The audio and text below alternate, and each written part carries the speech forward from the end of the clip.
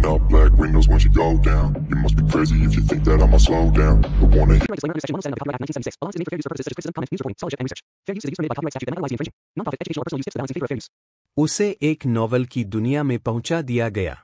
ना ही हीरो बनकर, ना ही विलेन बनकर, बल्कि एक बैकग्राउंड इंस्ट्रक्टर बनकर। वो बस एक शांत जिंदगी चाहता था। उसका बस एक ही लक्ष्य था, किसी का ध्यान उसकी ओर न जाए। लेकिन अफसोस, टैलेंट तो खुद ही चमक जाता है। एक ऐसी स्कूल में जहां भविष्य के दिग्गज तैयार हो रहे हैं, वहां असली खतरा वही बन बैठा है। क्या ये तलवार सिखाने वाला इंस्ट्रक्टर सबकी नज़रों से बच पाएगा, जब वो खुद ही कहानी का मुख्य किरदार बनता जा रहा है? चलिए जानते हैं। कहानी की शुरुआत होती है ली मचान से, जो फिर से अपने एक जान पहचान वाले को कॉल करता है और पूछता है, क्या तुम मुझे सिर्फ 1 लाख वॉन उधार दे सकते हो? उसे पता है कि ये गलत है, लेकिन अभी वो सिर्फ उसी पर भरोसा कर सकता है। वो याद दिलाता है, मैंने पिछली बार भी पैसे समय पर लौटाए थे, ना। इस बार भी 15 तारीख तक लौटा दूंगा। अगर कोई दिक्कत हुई हो तो माफ करना, और थैंक यू बहुत ज्यादा। अपना अकाउंट नंबर भेज देता हूं। ये कॉल खत्म होते ही मुख्य किरदार सोचने लगता है कि उसकी किस्मत कितनी ज्यादा खराब है। जैसे कुछ लोग होते हैं जो कुछ भी करें, सब फेल हो जाता है। जिन्हें देखकर लोग सोचते हैं, कम से कम तो इससे अच्छा हूं। वो एक नॉवल राइटर है, लेकिन बड़ी मुश्किल से अपनी ज़रूरतें पूरी कर पाता है। एक 29 साल का आदमी जो अपने दोस्त से किराए के लिए 1 लाख वॉन मांग रहा है, यही है हमारा हीरो। वो अपनी उंगलियों को हिलाकर कहता है, लगता है किसी तरह ये महीना फिर भी कट जाएगा। फिर वो अपने नए नॉवल के नीचे आए नेगेटिव कमेंट्स पढ़ता है और कहता है, कमेंट सेक्शन तो पूरा बर्बाद हो चुका है। वो सोचता है कि ये सब फोरशैडोइंग है, कहानी का हिस्सा। लोगों को बस आगे पढ़ते रहना चाहिए। लोग समझते हैं नॉवल लिखना आसान है। वो कहता है, पढ़ने वाले गलत नहीं है, लेकिन फिर भी वो सोचता है, काश मेरे साथ भी कुछ ऐसा ही हो जाए। काश मैं किसी नॉवल में फिर से जन्म ले पाऊं और पावरफुल बन जाऊं। तभी उसकी नाक से खून बहने लगता है। वो ऊपर देखकर टिश्यू होता है। अचानक उसके सामने नरक का राजा एक टिश्यू बॉक्स लेकर आ जाता है और पूछता है, क्या तुम ये ढूंढ रहे थे? हीरो पूरी तरह से शौक में आकर उसे धन्यवाद देता है और इधर-उधर देखने लगता है। राजा खुद को बताता है, मैं मचान हूं, 29 साल का लेखक, मृत्यु का कारण, अत्यधिक काम। मुझे तुमसे मिलकर खुशी हुई। मैं हूं परलोक का सर्वोच्च न्यायाधीश और नरक का महान राजा। हीरो कंफ्यूज होकर दोबारा पूछता है, आपने क्या कहा? राजा कहता है, तुम्हारी जिंदगी खत्म हो चुकी है, लेकिन तुम बहुत लकी हो। हीरो हैरान होकर कहता है, ये शब्द तो मैंने कभी सुना ही नहीं। लकी? राजा बताता है, तुम्हारा सीरियल नंबर था 777 बहुत शुभम। इसलिए मैं तुम्हें एक विश पूरी करने का मौका दूंगा, लेकिन भगवान बनने जैसी मांगे स्वीकार नहीं की जाएंगी। हीरो मुस्कुरा कर कहता है, ये तो बिल्कुल अप्रत्याशित है। मैं एक नॉवल खत्म कर ही रहा था। अगर अब कहानी वही खत्म हो गई तो रीडर्स एंडिंग नहीं पढ़ पाएंगे। राजा गुस्से में कहता है, मेरी सहनशीलता की परीक्षा मत लो। हीरो उत्साहित होकर चिल्लाता है, मुझे एक नॉवल की दुनिया में जन्म लेने दो। राजा पूछता है, क्यों? हीरो कहता है, क्योंकि मुझे हम बनना है, मतलब शांत और गुमनाम। राजा हंसता है, ये तो मजेदार है। कोई खास नॉवल है जहां जाना चाहते हो? ध्यान रहे, तुम्हें तुम्हारी अपनी लिखी नॉवल में नहीं भेजा जा सकता। हीरो सोच में पड़ जाता है, उसे कैसे पता चला? अगर मैं अपनी ही नॉवल में चला गया, तो वो तो खुद को भगवान बना लेने जैसा होगा। फिर उसे एक किताब याद आती है। मुझे उस नॉवल की सारी बातें याद नहीं, लेकिन कुछ हिस्से जरूर याद है। उस कहानी का नायक काफी आराम से रहता है। हीरो जोर से बोलता है, मैं became a drop out from Hunter school, novel में भेज दो। मैंने चुन लिया है। राजा पूछता है, तुम वाकई नॉवल के अंदर जीना चाहते हो? ये तो बड़ा मजेदार विश है। चलो, तुम्हें एक स्पेशल गिफ्ट के रूप में 2 और छोटी रिक्वेस्ट भी पूरी करने का मौका देता हूं। हीरो चौंकर बोलता है, तो फिर मुझे मुख्य कहानी शुरू होने से 2 साल पहले भेज देना। वो सोचता है, असल नॉवल में कहानी हाई स्कूल से शुरू होती है, लेकिन असली दिक्कतें तो मिडिल स्कूल के 2 आखिरी सालों में आती है। अगर मैं उससे पहले कुछ बदल सका तो आगे का सफर आसान होगा। राजा कहता है, बहुत अच्छा आइडिया है। उम्मीद है वहां तुम खुश रहोगे। दूसरी रिक्वेस्ट क्या है? हीरो टेलीपोर्ट होते हुए जल्दी से चिल्लाता है, मुझे हैंडसम बना देना। सारे फेमस लोगों की बेस्ट क्वालिटी मिक्स कर देना और मुझे बेद ही स्मार्ट बना देना। जैसे ही उसने अपनी दूसरी इच्छा कही, वो अचानक गायब हो गया। नरक के सेवक ने कहा, वाकई में ये इंसान कुछ अलग ही था। राजा ने भी सहमति जताई और कहा, हाँ, मैंने ऐसी विश की उम्मीद नहीं की थी। हालांकि शक्ल सूरत भी इंसान की एक क्षमता है, लेकिन ज्यादातर लोग तो सीधा मुख्य किरदार का शरीर ही मांगते हैं। इधर एमसी एक अजीब सी जगह में जागता है और आत्मा का ट्रांसफर शुरू हो जाता है। एक सिस्टर विंडो दिखाई देती है। एमचान को became a drop out from Hunter school की दुनिया में ट्रांसफर किया जा रहा है। एमसी को होश आता है, वो अब किसी और के शरीर में है। उसे लगता है जैसे वह किसी सपने में रहे। शायद वह सच में मर चुका है। एक और सिस्टम नोटिफिकेशन आता है। एमचान की आत्मा का ट्रांसफर कुंग शिन्युक के शरीर में सफल रहा।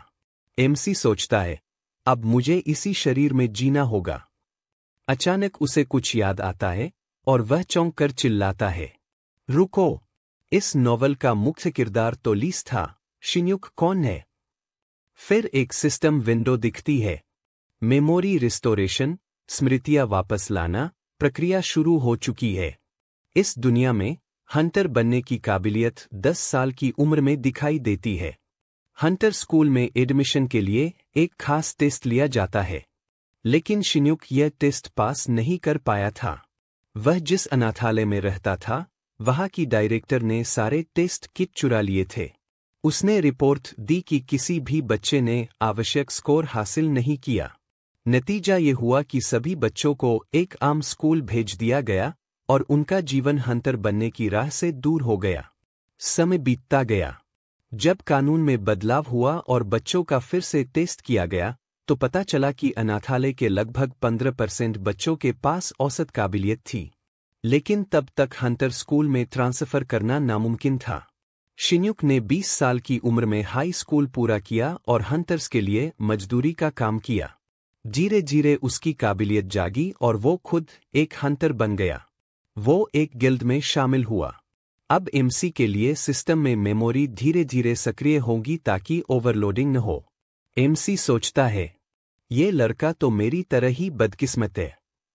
नहीं, मुझे धोखा दिया गया है। मैंने नॉवल में पुनर्जन्म मांगा था, तो इसका मतलब था मैं मुख्य किरदार बनना चाहता हूं। यहां भी मैं बदनसीबी का दूसरा नाम हूं। लेकिन उसे तुरंत कुछ याद आता है।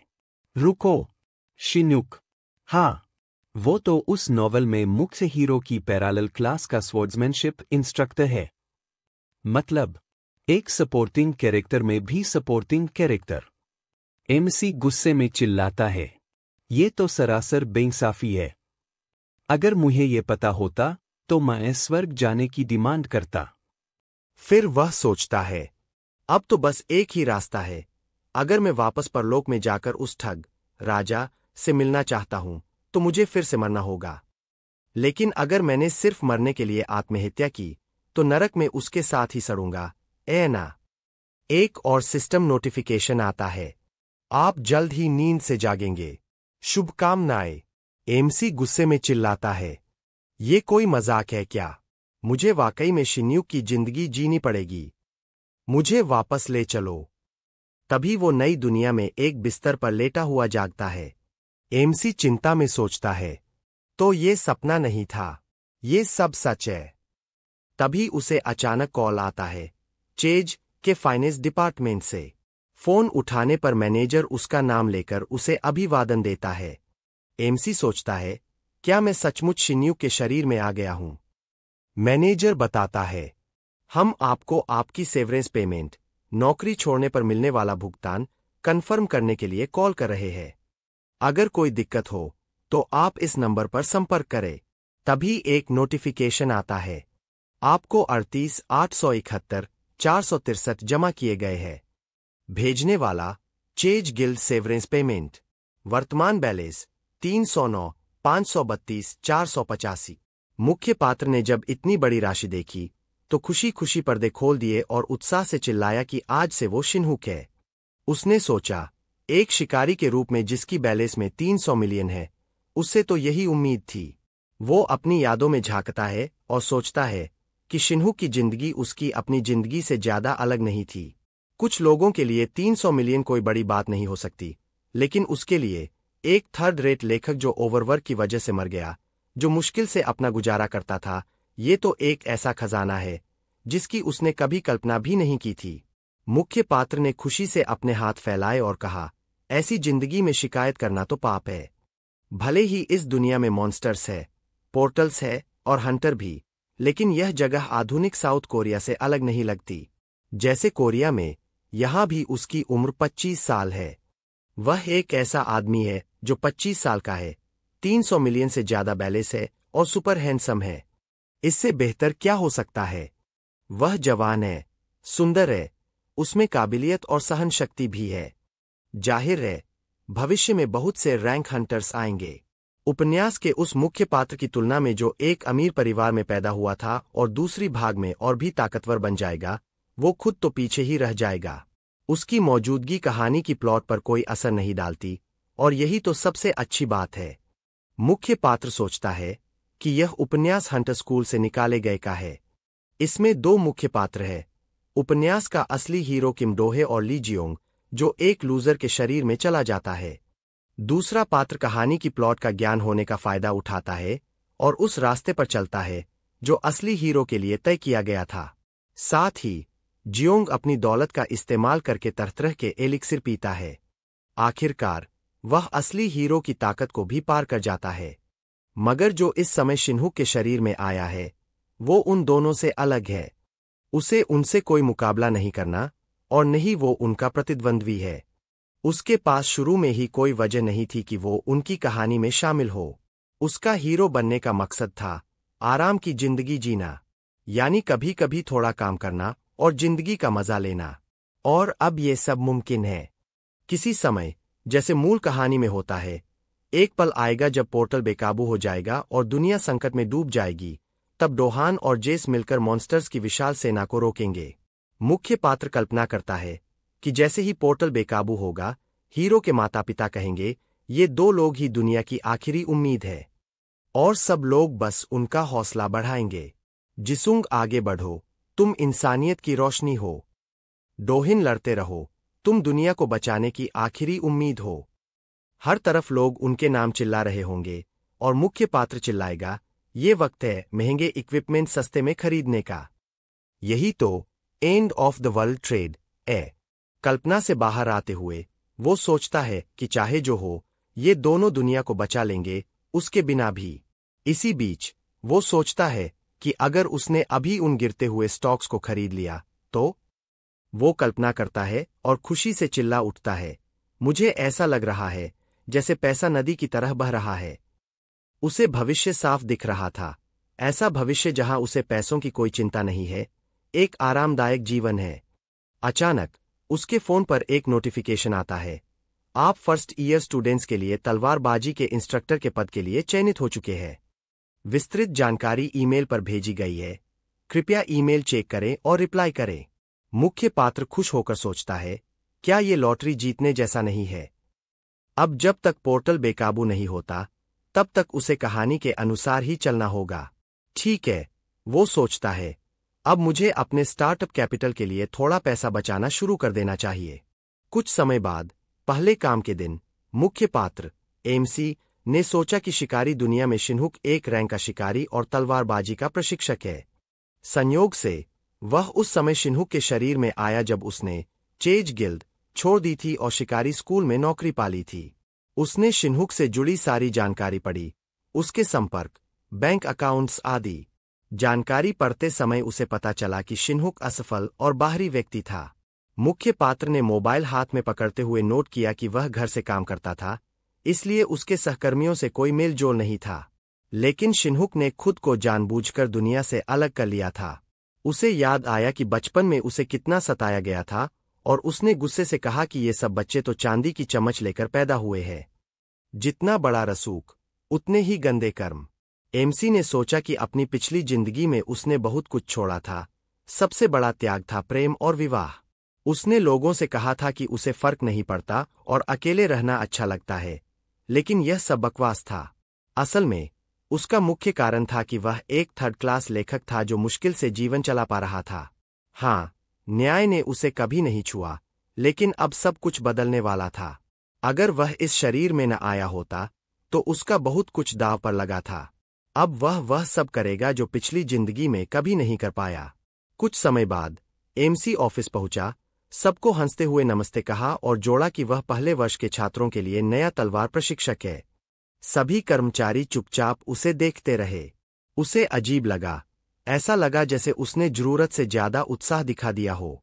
तभी पार्कसुक ने उसका स्वागत किया, अपना परिचय दिया और बताया कि वह उसके बगल वाला वर्कस्पेस इस्तेमाल कर सकता है। उसने मुस्कराकर धन्यवाद दिया और कहा कि आशा है हम अच्छे से साथ काम करेंगे। थोड़ी देर बाद कुछ शिक्षकों ने उसे देखकर आश्चर्य से पूछा, क्या आप सच में शिक्षक हैं?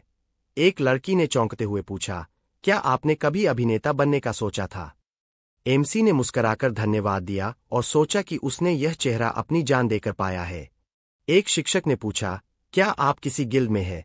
उसने जवाब दिया, हाँ, पहले मैं चेज गिल्ड में था। उस पर आश्चर्य हुआ क्योंकि वह गिल्ड बहुत प्रतिष्ठित मानी जाती है। एक और शिक्षिका ने कहा, लगता है आप उस उम्र में है जब कोई पूर्ण शिकारी बनता है। आप वाकई कूल है। एमसी थोड़ी शर्मिंदगी से मुस्कराया और कहा, आप लोग बहुत तारीफ कर रहे हैं। उसे लगने लगा कि वह काफी लोकप्रिय हो रहा है। तभी जोंग योंग शीक नाम का एक शिक्षक पास आया और फिर पूछा, क्या आप चेज गिल्ड में थे? और कहा कि आखिरकार इस स्कूल ने किसी काबिल व्यक्ति को नियुक्त किया है। उसने बताया कि वह दूसरे वर्ष के छात्रों को भाला चलाना सिखाता है। वह छठे शिकारी स्कूल का स्नातक है और हुआंग गिल्ड का सदस्य रह चुका है। उसने एमसी के कंधे पर हाथ रखा और मुस्कराकर पूछा, आप किस स्कूल से पास हुए हैं? ऐसे हैंडसम लड़के के बारे में तो जरूर चर्चाएं रही होंगी।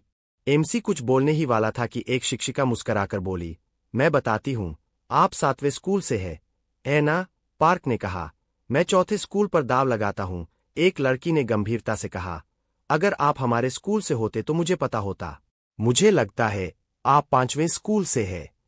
एमसी ने मुस्कराकर जवाब दिया, असल में मैंने शिकारी स्कूल में पढ़ाई ही नहीं की। यह सुनते ही सब बहुत हैरान हो गए। एक शिक्षक ने पूछा, तो फिर आप शिकारी कैसे बने? एक और ने पूछा, क्या आप एक एक्सचेंज स्टूडेंट थे या आपके पास ड्यूल सिटीजनशिप है? एमसी ने मुस्कराकर जवाब दिया, मैं साउथ कोरिया का नागरिक हूं। मैं उन शिकारी लोगों में से हूं जिन्होंने शिकारी स्कूल से ग्रेजुएट नहीं किया। यह सुनते ही हंगशिक का हाव भाव बदल गया। उसने कंधे से हाथ हटा लिया और नाराज होकर कहा, आपको ये बात शुरू में ही बता देनी चाहिए थी। फिर कहा कि वह मीटिंग शुरू होने से पहले सिगरेट पीने जा रहा है। एक शिक्षिका ने कहा, उसे मेरा इंतजार करने दो। दूसरे शिक्षक ने निराशा से कहा, मुझे उम्मीद थी जब सुना कि वह चेज गिल्ड में था, लेकिन निकला अनपढ़। लगता है इसे किसी कोटा से भर्ती किया गया है। एमसी ने हैरान होकर पूछा, क्या मैं अनपढ़ हूं? तभी सिस्टम विंडो खुली, जिसमें बताया गया कि शिनहुक की भावनाएं पहचानी गईं और उससे जुड़ी यादें सामने आईं। हंटर फैक्टर टेस्ट किट सबसे सटीक तरीका है किसी में हंटर योग्यता पहचानने का। यह किट सलामस मॉन्स्टर के जैविक तरल से बनी होती है और इसकी कीमत होती है 1 लाख वोन।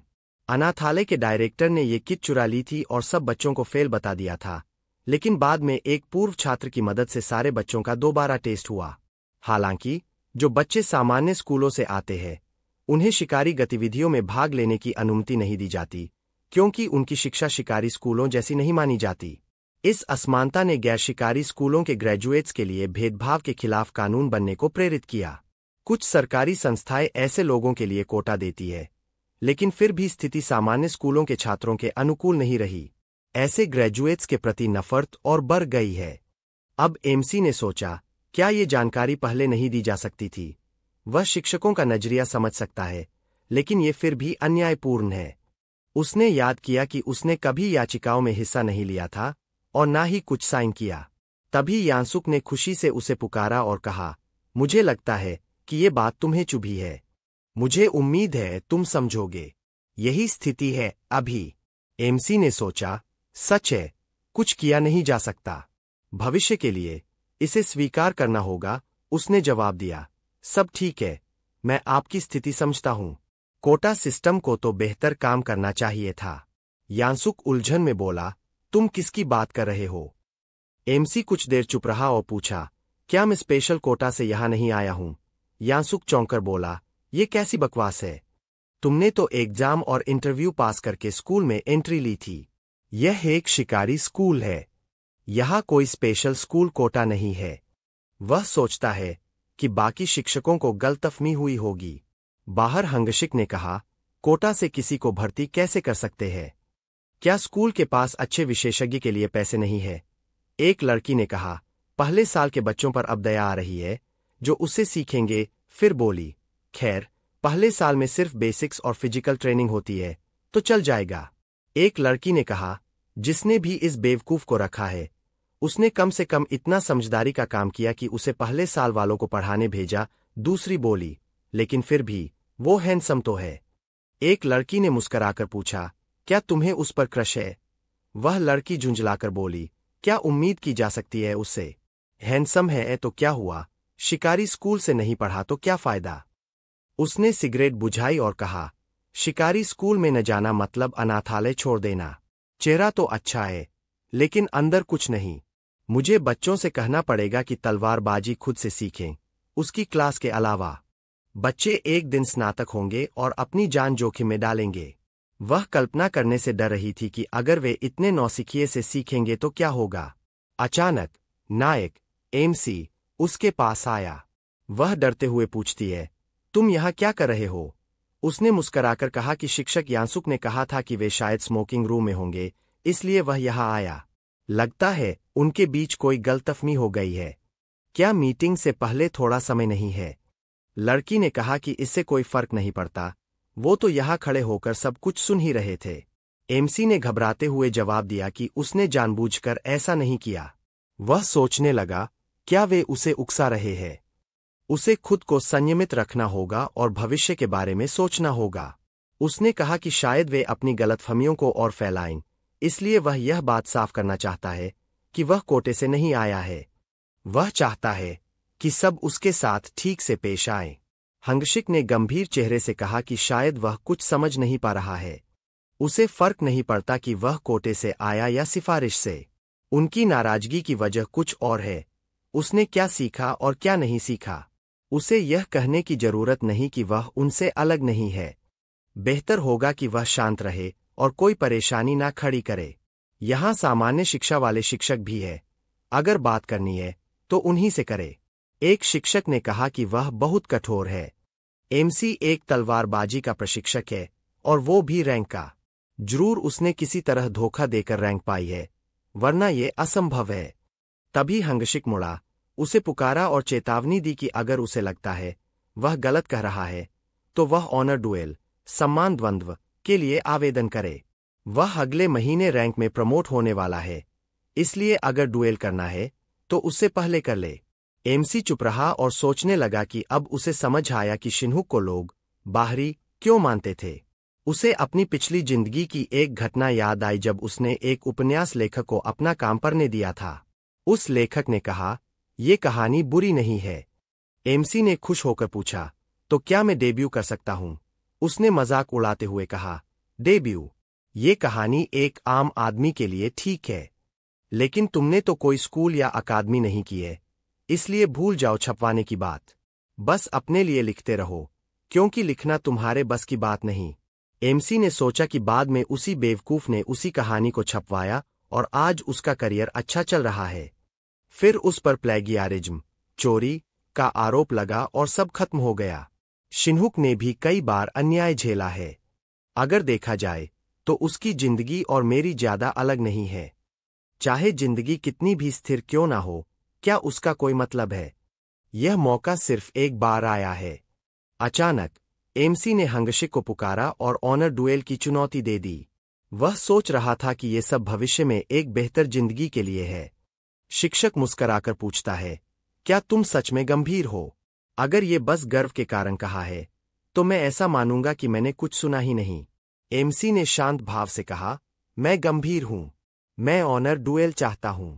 एमसी ने सोचा कि इस दुनिया में जब दो हंटर्स के बीच कोई विवाद होता है तो समान द्वंद्व उसे सुलझाने का एक तरीका होता है।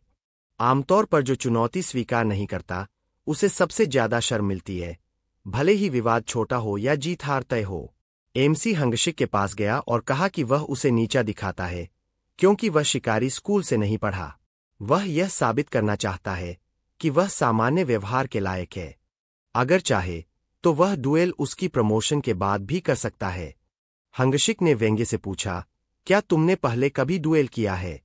क्या तुम जानते हो कि ऑनर डुएल में मरा भी जा सकता है? मैं तुम्हारी चोटों का जिम्मेदार नहीं रहूंगा। एमसी ने गंभीर होकर जवाब दिया, तुम बहुत बातें करते हो, शायद इसलिए क्योंकि तुम भाले के प्रशिक्षक हो। हम अगले शुक्रवार को ट्रेनिंग ग्राउंड पर मिलेंगे। फिर उसने वहां मौजूद लड़कियों से पूछा कि क्या वे इस डील की गवाह बनेंगी। हिमिक हैरानी से बोली, मुझे नहीं पता तुम किस भरोसे पर हो, लेकिन अब तुम्हें पूरे हफ्ते ट्रेनिंग करनी होगी। कुछ समय बाद एमसी ने सोचा कि उस दिन पूरा दिन काम में निकल गया। छात्र उसे ईर्ष्या और सम्मान से देख रहे थे। उसे सबसे ज्यादा चिंता तलवारबाजी की क्लास को लेकर थी, लेकिन जैसे ही उसने तलवार उठाई सारी चिंता दूर हो गई। शिन्हुक की यादों के साथ साथ उसकी तलवारबाजी की कला भी लौट आई थी। प्रशिक्षण के दौरान वह सचमुच तलवार के साथ चमक रहा था और सभी छात्र उसे हैरानी से देख रहे थे। एमसी ने सोचा कि पहले साल की कक्षाएं आसान होती है, बेसिक तलवार ज्ञान और फिजिकल ट्रेनिंग। लेकिन एक समस्या थी, दोपहर होते होते सभी का मूड कुछ अजीब सा हो गया। एक कक्षा के दौरान एक छात्र ने पूछा, क्या यह सच है कि आप अगले हफ्ते डुएल करेंगे? एमसी ने सोचा कि अफवाहें अब तक पूरे स्कूल में फैल चुकी है। वह सोच रहा था कि शायद उसने यह अपेक्षा नहीं की थी, लेकिन अब कोई फायदा नहीं। शायद उन दो लोगों ने ही यह बात फैला दी। छात्र ने पूछा, क्या आप ठीक रहेंगे क्योंकि आपका विरोधी एक भाला चलाने वाला एलीट शिकारी है? एमसी ने मुस्कराकर कहा, उन्हें अभी से मुझे डराने मत दो। किसी भी लड़ाई की कुंजी होती है अडिग आत्मा। उसे पता था कि शायद उन्होंने ये भी सुन रखा है कि वह शिकारी स्कूल में नहीं गया। सच कहें तो उसे जीत का भरोसा नहीं था। अचानक एमसी ने जोश में कहा, मुझे भी लगता है कि मैं हार जाऊंगा, लेकिन परिणाम अगले हफ्ते सामने आएंगे। फिलहाल क्लास पर ध्यान दो। उसने सोचा, क्या किसी ने पूछा कि ये उसकी कोई मानसिक चाल है? तो जवाब आधा हाँ है। ये बस उस सुबह की थोड़ी बची हुई आत्माश्वस्ति है। कुछ समय बाद दिन के अंत में एमसी बस की ओर गया और ड्राइवर से पूछा, क्या ये विक्टर्स पास जाती है? ड्राइवर ने हामी भरी और कहा, हाँ, हम निकलने ही वाले हैं, जल्दी चढ़ो। एमसी बस में चढ़ते हुए सोच रहा था कि उसका एक हिस्सा जीत को लेकर आश्वस्त है। शायद आज के बाद सब कुछ बदल जाए। शिकारी स्कूल और एलीट शिक्षा, अगर यही वजह थी जिससे हंगशिक उसे नीचा समझता है, तो अब उसे भी एलीट शिक्षा लेनी चाहिए। अब वह जा रहा है हंटर वर्ल्ड के नायक की पहली लोकेशन पर, जहां से आंतरिक ऊर्जा को मजबूत करने का रहस्य मिलता है। भले ही ये एक एकेडमी शैली के उपन्यास में अजीब लगे, लेकिन इस दुनिया में जो पहला स्किल नायक सीखता है वह है आंतरिक ऊर्जा का रहस्य। अगर शक्ति बढ़ाने का पहला चरण कोई वस्तु या औषधि होती तो जियोंग को शक हो जाता क्योंकि वह वस्तु अपनी जगह पर नहीं मिलती। एमसी रात में खोज पर निकला और टॉर्च की रोशनी में देखा कि कहानी के अनुसार जियोंग जो उपन्यास जानता है वह नायक धून की राह पर चलता है और ताकतवर बनता है। अगर वह भी वही स्किल पाए तो क्या फर्क पड़ेगा? अच्छी चीजें तो साझा की ही जाती है। वैसे भी उसका उद्देश्य दुनिया को बचाना नहीं है। उसे नायक जितना ताकतवर नहीं बनना है, उसे सिर्फ इतना मजबूत बनना है कि वह डुएल जीत सके। एमसी गुफा के अंदर गया और जब उसे एक पोर्टल मिला तो उसने सोचा, ये क्या है? यह है हंटर वर्ल्ड की पहली वस्तु। इस पोर्टल के पीछे है आंतरिक ऊर्जा को मजबूत करने का रहस्य। वह पोर्टल में घुसा और पाया कि वह एक बर्फीले जंगल में आ गया है। एमसी ने सोचा कि उसे नहीं पता था कि यह जगह ऐसी दिखती है। कहानी के अनुसार यह नज़ारा वाकई अद्भुत था। उसने कभी नहीं सोचा था कि कोरिया में ऐसी कोई जगह हो सकती है। उसने खुद को थप्पड़ मारा और सोचा, अब नज़ारे देखने का वक्त नहीं है, मुझे जल्दी स्किल हासिल करनी है और निकलना है। अचानक एमसी ने एक जबरदस्त आभा महसूस की और झट से बचा। वह सोचने लगा, ये क्या बकवास है। चो यूरियांग, जो वहां का गाइड था, हैरान रह गया कि वह इतनी तेजी से बच गया। उसने कहा, तुम तो अजीब आदमी हो, अपना नाम बताओ, किस संप्रदाय से हो और यहां कैसे पहुंचे। एमसी हैरान था कि वो आदमी चाइनीज भाषा में बोल रहा है, और अजीब बात यह थी कि वो उसे समझ भी पा रहा था। उसे पता नहीं था कि शिन्हुक भी चीनी बोलता है। एमसी ने हाथ उठाकर समझाया कि वो साउथ कोरिया के एक हंटर स्कूल में टीचर है और यहाँ एक पोर्टल के जरिए आया है। बूढ़े आदमी ने अपनी तलवार उसकी ओर तानी और कहा कि वो कुछ अजीब अजीब बातें कर रहा है जो उसे समझ नहीं आ रही। एमसी ने पोर्टल की तरफ इशारा करके पूछा कि क्या उसने पीछे सफेद दरवाजा देखा। बूढ़े ने जवाब दिया कि यहाँ तो उसे बस सफेद बर्फ ही दिखाई देती है। उसे याद भी नहीं कि वो कब से यहाँ फंसा हुआ है। 30 साल पूरे होने के बाद तो उसने दिन गिनना ही छोड़ दिया था। एमसी उलझन में था कि ये क्या बड़बड़ा रहा है। उसे उम्मीद थी कि उसे आंतरिक ऊर्जा, इंटरनल एनर्जी, को मजबूत करने का राज मिलेगा, लेकिन इसके बजाय ये बूढ़ा आदमी उसके सामने आ गया। रुको, ये आदमी तो उसे जाना पहचाना लग रहा था। उसने उसका नाम लेकर पुकारा और पूछा, क्या तुम वही हो? यूरंग चौंक गया और बोला कि उसे लगा कोई उसका नाम याद ही नहीं करता। उसने पूछा, तुम्हें कैसे पता? एमसी को हैरानी हुई कि जिस शख्स को कहानी में नायक को आंतरिक ऊर्जा को मजबूत करने का तरीका सिखाना था, वो यही है। लेकिन अजीब बात यह थी कि जब एमसी पोर्टल से आया तो वो यहाँ नहीं था, बस उसकी वसीयत और स्किल सीखने की जानकारी पड़ी थी।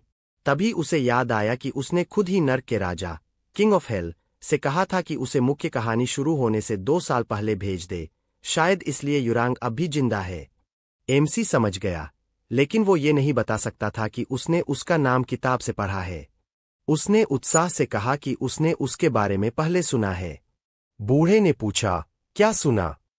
एमसी ने कहा कि बहुत साल पहले की बात है, एक लीजेंडरी तलवारबाज की कहानी जो अचानक एक भयानक ड्रैगन से लड़ते हुए गायब हो गया था।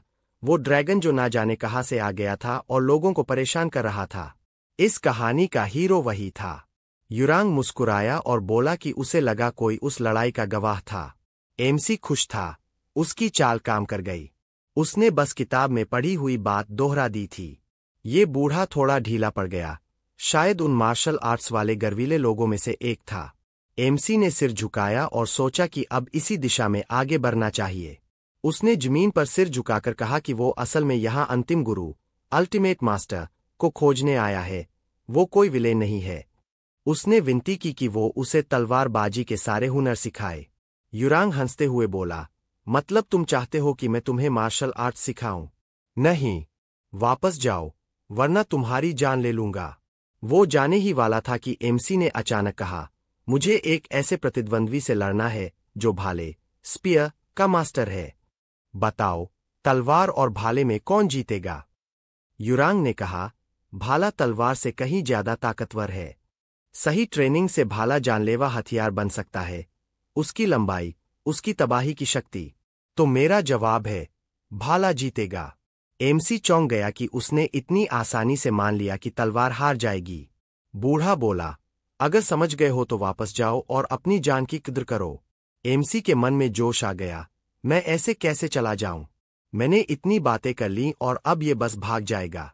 अगर पता होता कि मुझे वापस भेज देंगे तो मैं यहां आता ही नहीं। उसने कहा, मुझे पता है कि तलवार भाले से नहीं जीत सकती, लेकिन मैं यहां कोई और जवाब ढूंढने आया था। अगले हफ्ते मेरी एक बड़ी लड़ाई है, जिसमें बहुत लोग देखेंगे। मुझे वापस जाकर मेहनत से ट्रेनिंग करनी होगी, लेकिन अगर पहले से जानता हूं कि जीतना मुश्किल है, तो कैसे करूं? क्या मैं लड़ाई से मना कर दूं? लेकिन फिर तो बेइज्जती होगी। भाले के मास्टर को क्या कहूं? शायद ये कि तलवार मास्टर्स की तरफ से मैं भाले की श्रेष्ठता मानता हूं, या फिर कह दूं कि तुम्हारे भाले के सामने मेरी तलवार बस एक टहनी है, या फिर दांत कुरेदने वाली तीली, हाँ, टूथपिक कहना बेहतर रहेगा। यूरांग चिढ़कर बोला, हम तो बस ये बात कर रहे थे कि कौन सा हथियार ताकतवर है, लेकिन तुम्हें ये भी नहीं पता कि तुम्हारा प्रतिद्वंद्वी कितना अच्छा है। राजा की तलवार, किंग्सवॉर्ड, तो एक पूरे ड्रैगन को बीच से काट सकती है। मेरे सामने भाले को तलवार से बेहतर बताना, ये तो अपनी गर्दन कटवाने जैसा है। खैर, मैं तुम्हारी मदद करूंगा, तो अब रोना बंद करो। एमसी नकली रोते हुए मन ही मन मुस्कुरा रहा था कि उसकी चाल काम कर गई। उसने अपना चेहरा पोंछा और धन्यवाद देते हुए पूछा कि किस तरह की मदद की बात हो रही है। शायद कोई राज बताने वाले हैं, या कोई स्पिरिचुअल एलिक्सर देने वाले हैं। उसके लिए तो कुछ भी अच्छा होता। बूढ़े आदमी ने उसकी तरफ इशारा करके कहा कि वो उसे इससे भी बेहतर कुछ देने वाला है। अचानक एमसी के पूरे शरीर में ताकतवर ऊर्जा की लहर दौड़ गई। वह जमीन पर गिर पड़ा और सोचने लगा कि बहुत गर्मी हो रही है, जैसे किसी ने डंडे से पीटा हो। यूरांग ने देखा कि वह बहुत कमजोर है, तो उसने उसके शरीर में थोड़ी सी प्योर यांग एनर्जी डाली। 4 दिन बाद ये पूरी तरह उसके शरीर में घुल जाएगी और बदलाव दिखेंगे। उसे नहीं पता था कि उसका प्रतिद्वंदी कितना ताकतवर है, लेकिन अगर खुद में अच्छा है, तो बिना हारे निकल जाएगा। एमसी मन ही मन नाराज था। बस इतना। यही है नोवेल के हीरो का बड़ा मौका। वो कुछ बोलने ही वाला था कि बूढ़े आदमी ने रोक दिया और कहा कि अगर वह ड्यूल जीत ले तो फिर से उसके पास आए। वो कहीं जा भी नहीं रहा था। अब वो वापस अपनी दुनिया जाकर सबको साबित करे कि तलवार भाले से ज्यादा ताकतवर है। 1 हफ्ते बाद ट्रेनिंग ग्राउंड में दोनों टीचर्स मिले। ह्योंग शिक ने ताना मारते हुए पूछा, क्या सच में भागा नहीं? उसने सोचा था कि वो हफ्ता समझदारी से बिताकर कोई नई नौकरी ढूंढ लेगा। एमसी ने गंभीरता से कहा कि बातें करने का टाइम नहीं, सीधे लड़ाई शुरू करें। ह्योंग शिक हंसते हुए फाइटिंग स्टांस में आ गया और बोला कि वह पहले हमला कर सकता है।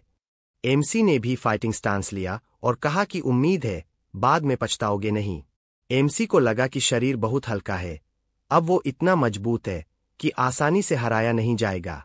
लेकिन क्या वो जीत भी पाएगा? उसने ठान लिया था कि हार भी गया तो डरपोक बनकर नहीं जिएगा।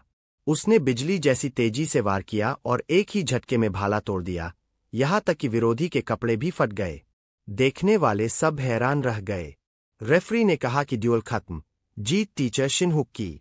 ह्योंग शिक जमीन पर गिरकर दर्द में चिल्लाने लगा। एमसी उत्साह में कांपते हुए बूढ़े आदमी की 4 दिन वाली बात याद करने लगा। लड़ाई बिना हारे खत्म होगी। उसने तलवार पकड़कर बुदबुदाया, ये बूढ़ा पागल है, उसने मेरे शरीर के साथ किया क्या है?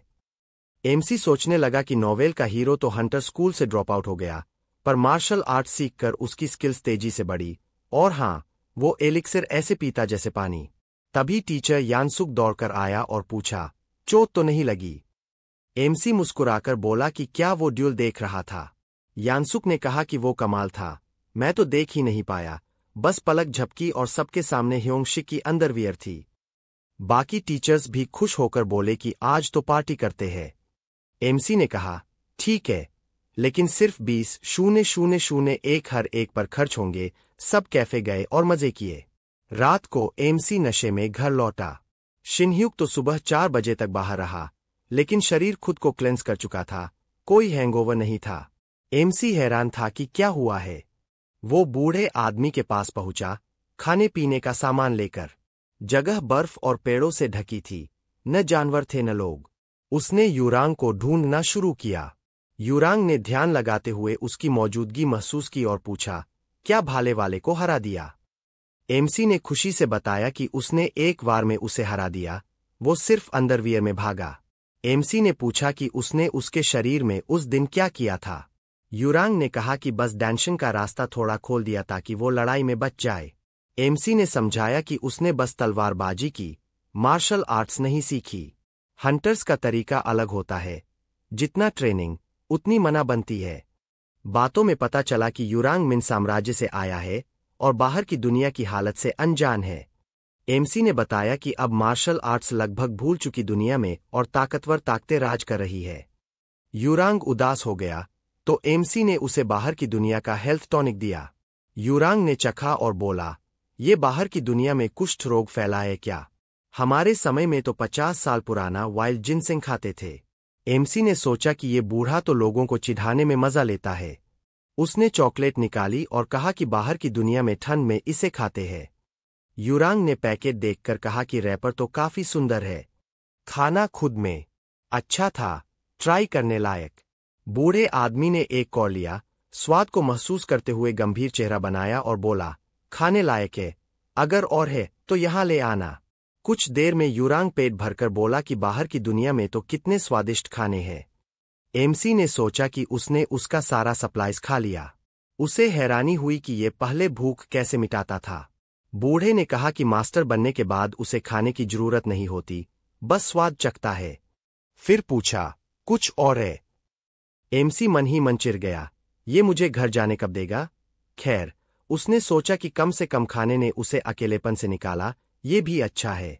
यूरांग ने एक पोज लिया और बोला, तुम्हारी बातों से तो लगता है कि मैन राजवंश, मैन डायनास्टी कब का खत्म हो गया, मार्शल आर्ट्स खत्म हो गए और दुनिया में राक्षस आ गए। एमसी ने कहा, हाँ, अब मीरिम की जगह हंटर्स है। बूढ़े ने जोड़ा कि उसे यहां आए हुए दिन गिनना भी भूल गया है। जब से वह यहां आया, बस असेंड, आकाश में चढ़ने के बारे में सोचता रहा। डैंशन का रास्ता खोलने के बाद वह अकेला मार्शल आर्टिस्ट माना जाता था। एमसी ने हामी भरी। यूरांग ने कहा, जिन्होंने मार्शल आर्ट सीखी है और जिन्होंने नहीं सीखी, उनकी ताकत में बहुत फर्क होता है। तुम अपनी ताकत का क्या करोगे? एमसी ने कहा, मैं तो बस नॉर्मल जिंदगी जीना चाहता हूं। अच्छा लगता है कि ज्यादा पीने के बाद भी हैंगओवर नहीं होता, सुबह जल्दी उठना पड़े तो काम आएगा, और गेम खेलते हुए पीठ भी नहीं दुखेगी। बूढ़े ने नोटिस किया कि उसने अपना नाम नहीं बताया। एमसी ने अपना नाम बताया और बैग पहनने लगा। यूरांग ने सोचा कि ये तो बस बच्चों को बेसिक पढ़ाने वाला टीचर है, इसे ज्ञान देने में कोई खतरा नहीं। फिर गर्व से बोला, मैं हूं तलवारों का राजा, वो मास्टर जिसने ड्रैगन को मारा और सम्राट को बचाया। मैं तुम्हें अपना शिष्य बनाऊंगा। एमसी ने शांत चेहरे से मना कर दिया। बूढ़ा हैरान हुआ, मैंने सही सुना? एमसी बोला, हाँ, सही सुना। मैं आपका आभारी हूं, लेकिन मुझे इतनी ताकत की जरूरत नहीं। आपने मुश्किल समय में मदद की, अब मैं अपनी जिंदगी जीना चाहता हूं। यूरांग ने चौंकर कहा, अगर तुम मेरे शिष्य बने तो पूरी दुनिया तुम्हारे कदमों में होगी, लेकिन एमसी की नजरें अडिग थीं। ठीक है, जाओ, मुझे अपनी असेंशन की तैयारी करनी है। एमसी ने झुककर कहा कि इतने महान इंसान से मिलना सम्मान की बात है। बूढ़ा बोला, अफसोस है, मैंने सोचा था मरने से पहले दुनिया को कुछ दे जाऊंगा। एमसी चौंक गया। नॉवेल के प्लॉट के हिसाब से तो उसे इस दुनिया से निकलना था, लेकिन कब? उसने पूछ लिया, क्या आप सच में यहीं से स्वर्ग जा सकते हैं? यूरांग बोला, हाँ, अगर एक खास लेवल की एनलाइटमेंट, स्किल और नेकी हासिल हो जाए तो। स्किल तो लगभग मैक्स है, नेकी तुम्हारी मदद करके मिल गई, बस थोड़ी सी एनलाइटमेंट बाकी है। फिर मुझे कुछ भी पीछे छोड़ने की जरूरत नहीं। एमसी घबरा गया, मतलब आप कोई ज्ञान, जैसे किताब वगैरह, पीछे नहीं छोड़ेंगे? बूढ़ा बोला, क्यों छोड़ूं? कोई पढ़ेगा भी नहीं, और वैसे भी बाहर की दुनिया में मार्शल आर्ट्स भूल चुके हैं, समझ भी नहीं पाएंगे। एमसी ने सोचा कि उसने तो किताब छोड़ने का सोचा ही नहीं था, लेकिन अगर ये नहीं हुआ तो नॉवेल की कहानी में छेद हो जाएगा। जिजुन कभी शुरू ही नहीं करेगा, दोहान से उसकी दुश्मनी नहीं बनेगी और वो कभी ताकतवर नहीं बनेगा। आखिर में ये दुनिया खत्म हो जाएगी। वो समझ गया कि ये नॉवेल की साधारण घटना नहीं थी। एमसी ने उत्साहित होकर पुकारा, आप गलत है, मुझे अपना शिष्य बना लीजिए। यूरांग ने सोचा, अजीब है, इतना जल्दी राय बदल ली। एमसी बोला, पछताओगे नहीं। उसने सोचा कि बूढ़े आदमी का मार्शल आर्ट्स का ज्ञान जिंदा रहना चाहिए। उसने उससे कहा कि उसे अपना शिष्य बना ले और अपना ज्ञान उसे दे दे। यही तरीका है जिससे वह आगे की जिंदगी खुशी से जी सकता है। बूढ़े आदमी ने देखा कि उसकी आंखों में पक्का इरादा है। एमसी ने वादा किया कि हर बार जब वह यहां आएगा तो बाहर की दुनिया से खाने का तोहफा लाएगा। यूरांग ने तुरंत कहा, ट्रेनिंग मुश्किल होगी, तैयार हो। एमसी ने हामी भरी, लेकिन सोचा कि अब उसे अपना फ्री टाइम कुर्बान करना होगा। ऑनर ड्यूल के बाद पूरा स्कूल गहमागहमी में था। हर कोई बात कर रहा था कि कैसे एक ऐसा इंस्ट्रक्टर जिसने हंटर स्कूल से ग्रेजुएशन भी नहीं किया, उसने एक एलिट स्पीयर मास्टर को हरा दिया। ये ड्यूल सिर्फ हंटर ट्रेनिंग वाले टीचर्स का नहीं था, इसमें जनरल एजुकेशन वाले टीचर्स भी शामिल थे। कोई आश्चर्य नहीं कि टीचर यानसुक उस दिन इतना खुश था। सभी टीचर्स इस ड्यूल के बारे में फुसफुसा रहे थे। एक लड़की ने कहा कि उसने सुना है जो टीचर्स हंटर स्कूल से ग्रेजुएट नहीं है उनके लिए कोटा होता है। एक आदमी ने कहा कि सच बताऊं तो उसे नहीं लगता था कि बिना पढ़े लिखे हंटर में कोई इतनी स्किल्स रख सकता है। लेकिन शिन्यू का प्रदर्शन देखकर उसकी राय बदल गई। और वैसे भी उसने जीत के लिए कोई इनाम भी नहीं मांगा। ये टीचर तो सच में फरिश्ता है। एमसी ने सोचा कि वह तो इनाम मांगना ही भूल गया था, लेकिन आसपास के लोगों की इज्जत भरी नजरें देखकर उसका मन खुश हो गया। वह अपने सपनों की जिंदगी के एक कदम और करीब था। उसने क्लासरूम का दरवाजा खोला और सोचा कि वीकेंड पर बूढ़े आदमी के पास जाएगा और वीकडे पर अपनी लाइफ पर ध्यान देगा। क्लास में घुसते ही बच्चों ने उसे 3 बार सलाम किया और तारीफ करते हुए कहा कि उन्होंने ड्यूल का रिजल्ट सुना है। आपने कैसे किया? आपने तो सिर्फ हराया ही नहीं बल्कि पूरी तरह हरा दिया। एमसी ने हैरानी से पूछा, तुम्हें कैसे पता चला? क्या स्टूडेंट्स को ये सब जानकारी मिलती है? एक स्टूडेंट ने खुशी से बताया कि जिनसू के भाई मिडिल स्कूल में टीचर है। खुद जिनसू ने हंसकर कहा, क्या आप हमें कुछ नहीं बताएंगे? एमसी ने सांस भरते हुए कहा कि उन्हें सब कुछ जानने की जरूरत नहीं। किताब खोलो, आज थ्योरी पढ़नी है। उसने सोचा कि पिछली जिंदगी के मुकाबले अब उसके पास अच्छी नौकरी और स्वस्थ शरीर है और वो इस स्थिर जीवन को संभाल कर रखेगा। कुछ घंटों बाद एमसी बफे में पहुंचा और वर्कर से बोला, प्लेट में और डालो। वर्कर ने गंभीरता से कहा, अनुमति नहीं है। दोनों की आंखों में आंखें डली और वर्कर ने फिर भी ज्यादा दे दिया। एमसी ने खुश होकर सोचा, आज मेरा लकी डे है। 2 एक्स्ट्रा सॉसेज मिल गए। ये शायद शिन्यू की पॉपुलैरिटी की शुरुआत थी। तभी चिसोरा उसके पास आई और बोली, ये सीट खाली है। आप टीचर हैं ना? हाई स्कूल के बच्चों को स्वॉर्ड्समैनशिप पढ़ाते हैं। एमसी ने देखा कि उसके पास तो ढेर सारी सॉसेज है और हैरानी से पूछा, हाँ मैं ही हूं, पर तुम्हें इतना सॉसेज कैसे मिला? छोड़ो, ये बताओ तुम मुझे जानती कैसे हो? लड़की मुस्कुराई और बोली कि चिंता मत करो, वरना उसे अजीब लगेगा। यहां कोई सीसीटीवी नहीं है तो वह उससे सीधे सीधे बात कर सकता है। एमसी ने सोचा, क्या हम सच में पहले से जानते हैं? आमतौर पर जिसे वह जानता है उसे देखकर यादें लौट आती है। सोरा ने पूछा, क्या तुम सच में मुझे पहचान नहीं रहे? थोड़ा बुरा लगा। फिर उसने अपना नाम बताया और खाना खाने लगी। एमसी ने सोचा कि ये नाम कहीं देखा है। हाँ, फोन की कॉन्टैक्ट लिस्ट में। उसने नाम दोहराया और लड़की ने मुस्कुराकर कहा, अब पहचानन? हाँ, मैं बहुत बदल गई हूं। सोचा नहीं था कि हम दोनों टीचर बनेंगे, वो भी एक ही स्कूल में। एमसी ने सोचा कि ये वही है, पर यादें क्यों नहीं आईं? शायद इसलिए कि वह पहले से उसे जानता था।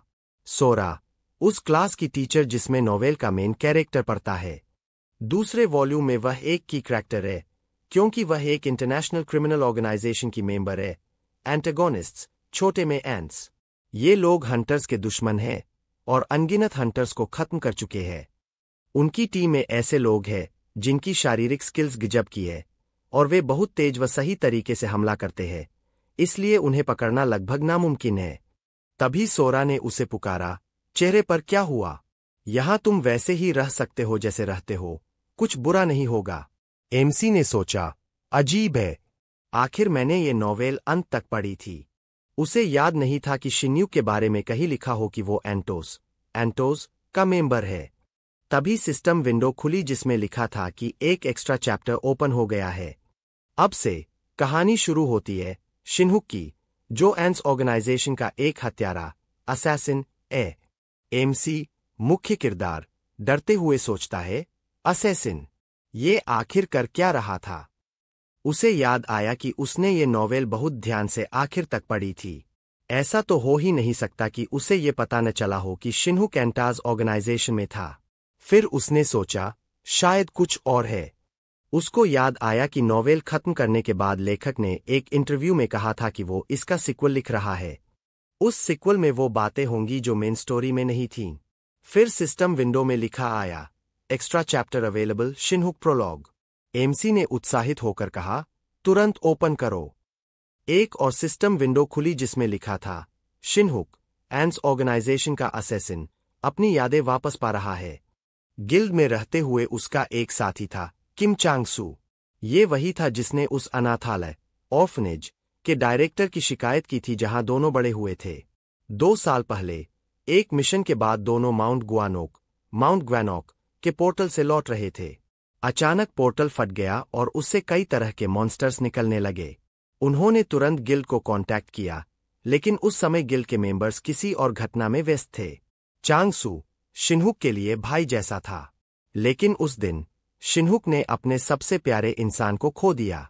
बाद में गिल्ड ने कहा कि वो मदद भेजने की स्थिति में नहीं थे क्योंकि शहर में पहले से ही मॉन्स्टर्स का हमला चल रहा था, इसलिए उन्होंने 2 लोरैंग हंटर्स को बलिदान करने का फैसला किया। लेकिन शिन्यू को पता था कि असली वजह डिस्क्रिमिनेशन थी, क्योंकि वो और उसका साथी एक नॉर्मल स्कूल से आए थे। असली कारण जानने के बाद शिन्यूक ने ओवरसीज ट्रांसफर के लिए अप्लाई किया।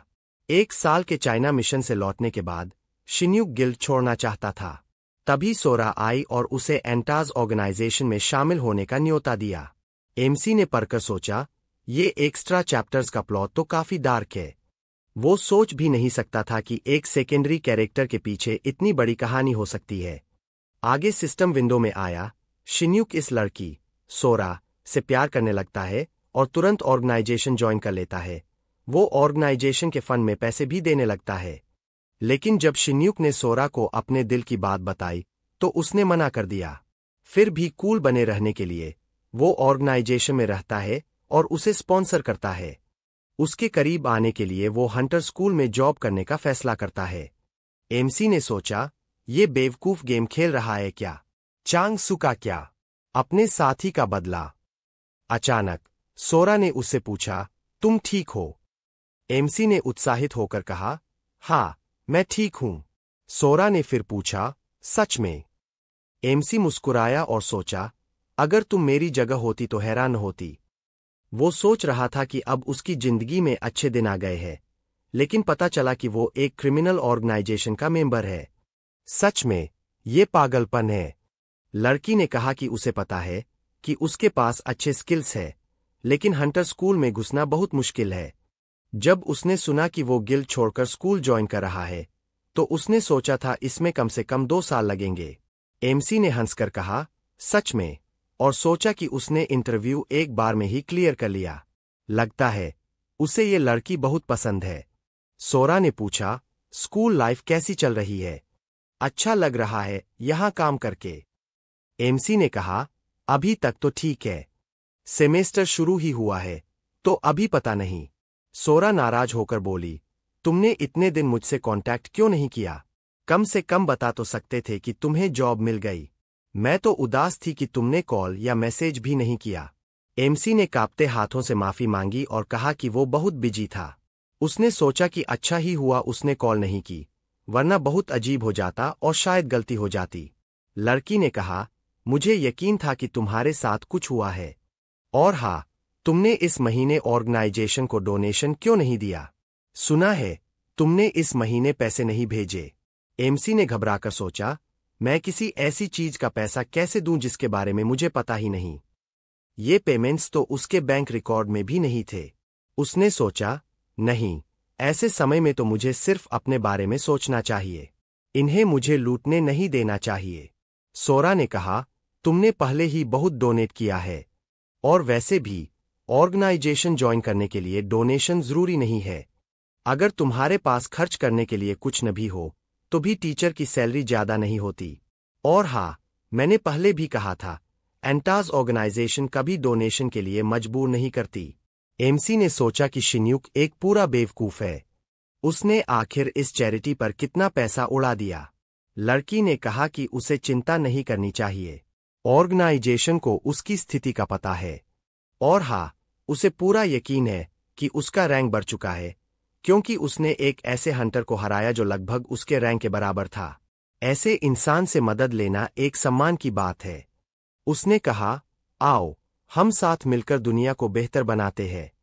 एमसी ने सोचा, ये ऑर्गेनाइजेशन तो दुनिया बर्बाद करना चाहती है।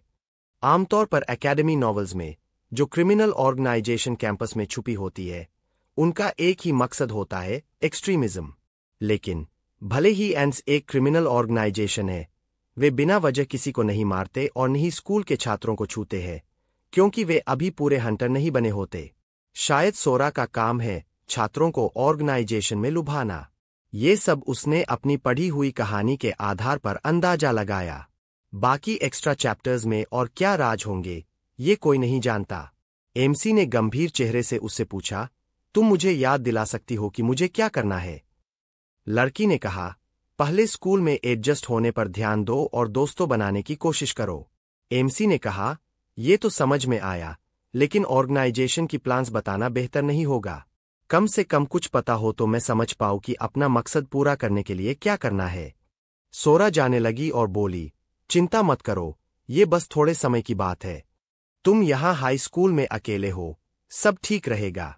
फिर उसने कहा, हमें अक्सर मिलना चाहिए। कैसा रहेगा अगर हर महीने के आखिरी मंगलवार को मिले? एमसी ने हैरानी से पूछा, आखिरी मंगलवार? लड़की ने समझाया, मंगलवार को कभी कोई कॉर्पोरेट इवेंट नहीं होते, तो हम डिनर के लिए मिल सकते हैं। फिर उसने कहा, ठीक है, अब मैं जा रही हूं, फिर मिलते हैं। उसके जाने के बाद एमसी ने बहुत सोच विचार शुरू कर दिया। कुछ समय बाद उसने सोचा कि अपने मास्टर के साथ ट्रेनिंग अच्छी तरह से शुरू हो गई है। उसने तय किया कि एक बिगिनर के रूप में अपनी प्रगति रिकॉर्ड करेगा। युरंग बहुत दयालु था। उसके लिए मार्शल आर्ट्स का ज्ञान पाना एक सम्मान था। बूढ़े आदमी ने कहा कि उसने उसके लिए दांते का रास्ता खोल दिया है, लेकिन अब आगे का रास्ता उसे खुद तय करना होगा। अब से वह न आराम करे, न ढील दे। उसे पूरे शरीर में इंटरनल एनर्जी का सर्कुलेशन करने पर ध्यान देना होगा। एमसी चुपचाप ध्यान करता रहा। युरंग ने चिरकर उसके सिर पर मारा और पूछा, समझा या नहीं? एमसी ने झुंझलाकर कहा, आप लगातार बातें करते रहते हैं, इसलिए मैं ध्यान नहीं लगा पा रहा। बूढ़े ने कहा, ये तुम्हारी समस्या है, मेरी नहीं। तुम्हारी एनर्जी फ्लो टूट रही है। लगता है तुम किसी बात को लेकर परेशान हो। एमसी ने पूछा, क्या आप देख सकते हैं कि मैं किस बारे में सोच रहा हूं? युरंग ने समझाया, एनर्जी का सर्कुलेशन सांस लेने जितना नेचुरल होना चाहिए। अगर छोटी छोटी बातों पर ध्यान भटक जाएगा तो फ्लो रुक जाएगा। एमसी ने कहा, सच कहूं तो मैं अपनी असलियत को लेकर थोड़ा चिंतित हूं। बूढ़े ने कहा, ठीक है, सुनो, मैं तुम्हें अपनी समझ बताता हूं। उसने पूछा, तुम्हें देखकर तुम्हें लगता है कि तुम अच्छे इंसान हो या बुरे? युरंग ने कहा, मैं कैसे जानूं? एमसी ने सोचा, ये मुझे परेशान कर रहा है। बूढ़े ने कहा, तुम बस एक दयनीय परजीवी हो। तुम्हारी जिंदगी की अब कोई कीमत नहीं है। जैसे वो आदमी जो अधोलोक अंडरवर्ल्ड के राजा से अगली जिंदगी में खूबसूरती मांगता है। अगर तुम अच्छा करते हो तो तुम अच्छे हो, और उल्टा ताकत ही सब कुछ तय करती है। पहाड़ और तलवारों के जंगल के कानून के मुताबिक लड़ाई में सबसे ताकतवर बचता है और हारने वाला इतिहास में खलनायक कहलाता है। जो भी परेशानी फैलाने वाले लोग थे, वे ज्यादा समय तक जिंदा नहीं रहे। ताकत के बिना अच्छा और बुरा सिर्फ एक भ्रम है। तो क्या मैंने मदद की? एमसी ने हैरानी से हामी भरी और धन्यवाद दिया। युरंग ने कहा, जाओ, मुझे कुछ चॉकलेट ले आओ। एमसी आदेश पूरा करने चला गया और सोचा कि उसके शब्दों ने सच में उसकी आत्मा को छू लिया। कुछ समय बाद एमसी सोरा से कैफे में मिला और उसने फिर सोचा, जो भी परेशानी फैलाने वाले थे वे ज्यादा समय तक नहीं जिए। उसका सपना है लंबी, आरामदायक जिंदगी जीना और स्टॉक से पैसे कमाना। एक्सट्रीमिज्म, मर्डर और बदला उसे बिल्कुल परेशान नहीं करते। वो दुनिया बदलने के चक्कर में मरना नहीं चाहता। लड़की ने उलझन में पूछा, क्या हो रहा है? हम तो हर महीने के आखिरी मंगलवार को मिलने वाले थे। एन मुख्य पात्र ने जवाब दिया कि उसे कुछ कहना है। क्या वो एन संगठन को छोड़ सकता है? सोरा ने चुपचाप कांटे फोक को पलटा और उसके सिर पर बिजली जैसी तेज वार करने की कोशिश की।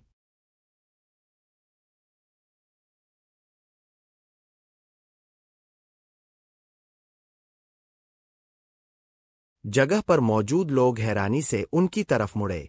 एमसी डर के मारे कांप गया। उसने सोचा था कि लड़की को ये आइडिया पसंद नहीं आएगा, लेकिन इतनी तेज रिएक्शन की उम्मीद नहीं थी। लड़की ने कहा कि उसे लगता है एमसी को सब कुछ अच्छे से समझाना चाहिए, नहीं तो वो इस कांटे फोक से उसके चेहरे में छेद कर देगी। एमसी बोला, ठीक है, सब कुछ बता दूंगा, लेकिन पहले इसे मेरे चेहरे से हटाओ और हमें जगह भी बदलनी चाहिए। यहाँ सबका ध्यान हम पर आ गया है। पास खड़ी एक लड़की ने अपने पार्टनर से फुसफुसाकर कहा, लगता है ये लड़का अपनी गर्लफ्रेंड को धोखा दे रहा है। उसने जवाब दिया, लगता तो है। वैसे धोखा इतना बुरा भी नहीं होता। लड़की बोली, अगर उसने सच में धोखा दिया तो मैं उसे खत्म कर दूंगी। उसने कहा, अरे नहीं, मैंने तो सोचा भी नहीं। उधर एमसी ने हाथ उठाकर कहा कि पहले वे उसकी कार में चले, उसे कुछ दिखाना है। थोड़ी देर बाद वे कार में सफर कर रहे थे। लड़की ने पूछा, तुमने कहा था तुम मुझे छोड़ने का कारण बताओगे, तो इसके लिए इंचान क्यों जा रहे हो? एमसी ने कहा कि उसे नहीं लगता था कि वो उसकी बात पर भरोसा करेगी, इसलिए थोड़ा सब्र करे। पीछे सीट पर बैठी लड़की ने फिर से कांटा उसके गले पर रख दिया और कहा कि जब तक वे सफर कर रहे हैं वो वजह बता दे। एमसी हैरान रह गया, क्या उसने कांटा साथ लाया था? फिर उसने कांटा और दबाया तो एमसी ने भौं सिकोड़कर कहा, ठीक है। एमसी ने बताया कि वो शुरुआत में एंटास संगठन में सिर्फ इसलिए शामिल हुआ था क्योंकि उसके साथ भेदभाव हुआ था। स्कूल में जॉब मिलने के बाद उसका नजरिया थोड़ा बदला। लड़की बोली, तुमने तो बस एक बार ड्यूल जीता था, उससे कैसे सोच बदल गई? एमसी ने सोचा कि उसे पूरा बोलने का मौका ही नहीं मिला। फिर उसने सांस लेते हुए कहा कि असली वजह ड्यूल नहीं थी, लेकिन वो भी एक कारण था। उसने रियरव्यू मिरर में देखते हुए कहा कि उसने समझ लिया कि ताकतवर बनने के लिए संगठन में रहना जरूरी नहीं है और एंटास बहुत ज्यादा चरमपंथी है। उनका सोचने का तरीका उससे अलग है। वो लोगों को मारने में यकीन नहीं रखता। सोरा बोली कि उन्होंने शुरू से ही कहा था कि वे चरमपंथ नहीं करते, सरकार करती है और जिनको वे मारते हैं वे मरने लायक होते हैं। शिन्यूक बोला, दुनिया ऐसे नहीं चलती। सोरा गुस्से से बोली, तो मतलब तुम डरते हो कि तुम्हें किसी को मारने का टास्क मिलेगा? एमसी पसीने से भीगते हुए बोला, हाँ, मैं सच में डरता हूं। सोरा, प्लीज कांटा हटा दो। वो बोली, तुम कायर हो, और कांटा हटा दिया। एमसी ने सोचा कि छोड़ना मुश्किल है, लेकिन उसने खुद को तैयार कर लिया है। फिर उसने उसे इंटरनेट पर एक खबर खोजने को कहा, हंटर एडमिनिस्ट्रेशन के डिप्टी डायरेक्टर मिन्योंगुक की हत्या। सोरा बोली, वो बेवकूफ जिसने सरकार से अरबों वोन चुराए थे, उसे मरना ही चाहिए था। एमसी ने कहा कि वो ट्रक एक्सीडेंट में मरा, लेकिन उसके साथ कार ड्राइवर मिस्टर किमो भी मारे गए, जिनकी बस एक बेटी थी और कोई स्थायी नौकरी नहीं थी। वो कभी कभी हंटर एडमिनिस्ट्रेशन में पार्ट टाइम काम करता था। एमसी ने पूछा, क्या मिस्टर मो का योंगुक के भ्रष्टाचार से कोई लेना देना था? सोरा बोली, नहीं। एमसी ने सोचा, तो मिस्टर मो भी निर्दोष था, और उसे पता चला कि सोरा के पिता ही उस दिन योंगुक के ड्राइवर थे।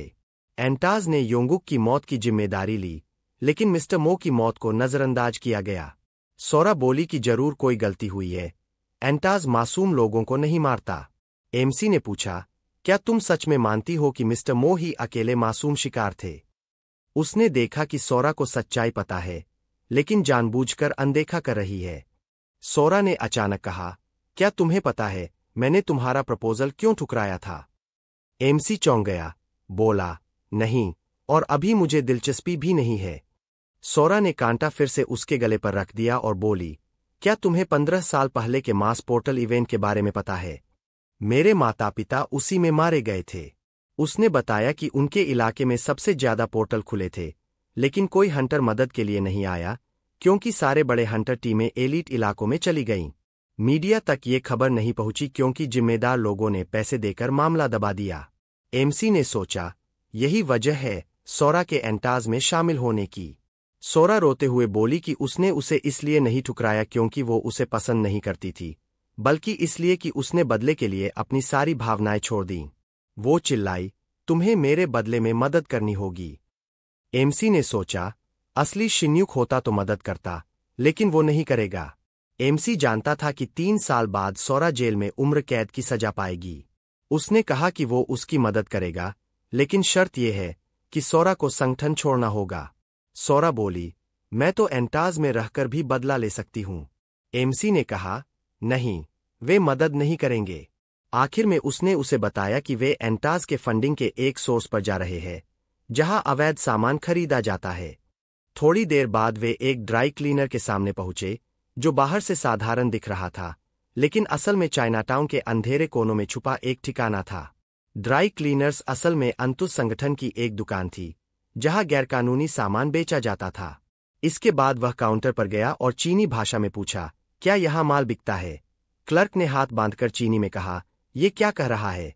शिन्युक ने कहा कि उसे पता है यहां क्या बिकता है, इसलिए वह अपने लिए कुछ लेने आया है।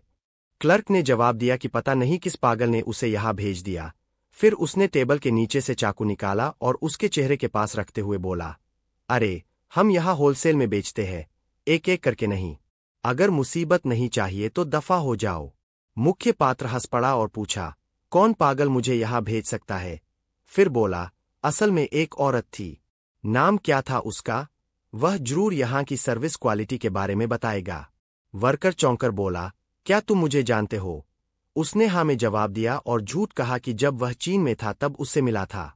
फिर उसने बताया कि कोरिया में उसकी सेल्स गर्ल ने इस ड्राई क्लीनर्स का एड्रेस दिया था।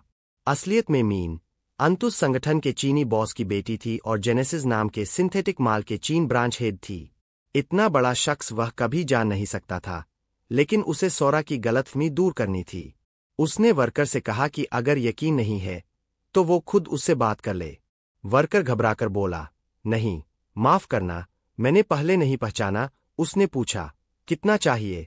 मुख्य पात्र ने कहा, जितना ज्यादा उतना अच्छा। वर्कर बोला, तो जेनेसिस ही लोगे, और सबसे अच्छा माल देने की बात की। वर्कर सामान लाने चला गया। इस बीच सोरा ने झुककर पूछा कि वो चीनी में क्या बात कर रहा है। उसने कहा कि उसने पहले ही बताया था कि वे गैरकानूनी माल लेने आए हैं, और सोचा था कि वह खुद देखेगी तो विश्वास करेगी। सोरा हैरान थी कि अंतुष ऐसा कुछ बनाता है। असल में जेनेसिस का नाम कहानी में तब आता है जब मुख्य पात्र पहली बार चाइनाटाउन में अंतुष से टकराता है। वहां से कोरिया ब्रांच और चीन ब्रांच में बिक्री के प्रतिशत पर झगड़ा होता है। फिर मुख्य पात्र न्याय का दूत बनकर सबको खत्म करता है।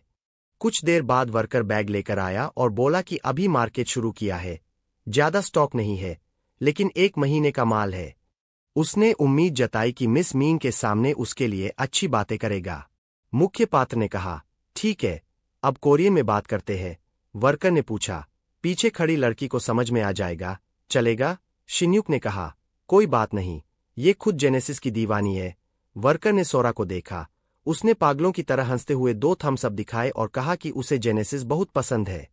वर्कर ने धीरे से मुख्य पात्र से कहा कि बेहतर होगा इसे आगे से न दिया जाए।